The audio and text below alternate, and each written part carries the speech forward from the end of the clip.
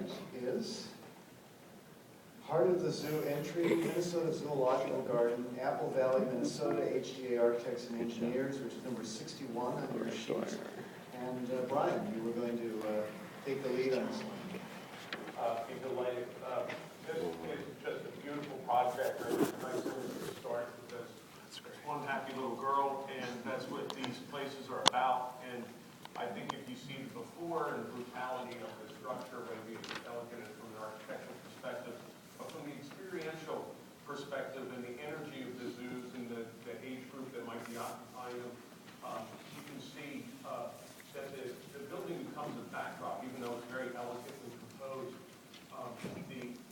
One more. Yeah, it's actually this beautiful building, but it's a backdrop to this landscape for a foreground in a park that seems to relate very well to the artificial habitats that happen within the building, and a reflection of where do we live, who's controlling these environments.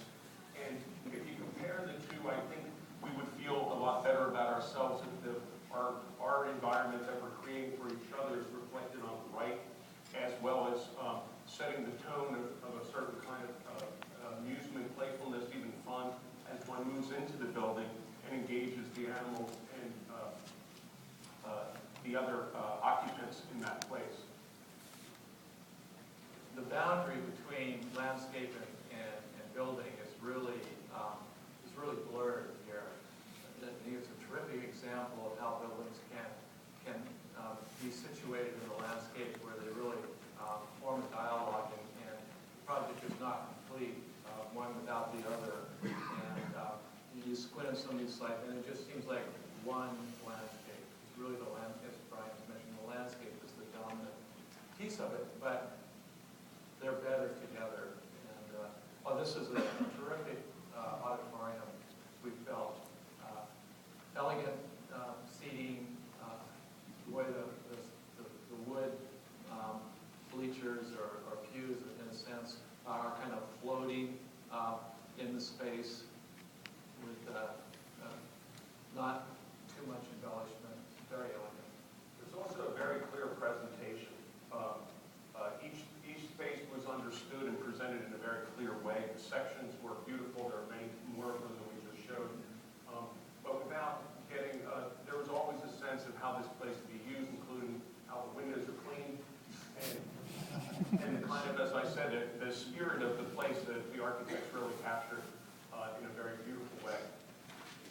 Yeah, this was the closing image, and it was interesting because while the photograph is extremely evocative, it was challenging to understand without the inclusion of a plan to really understand what was happening just beyond this space. So this is a case where we wish that the presentation could go a little bit further in giving us a little bit more plan information about that upper story and about what was happening there. But again, we felt it was an incredible transformation of an older building for new use and clearly a place of vitality.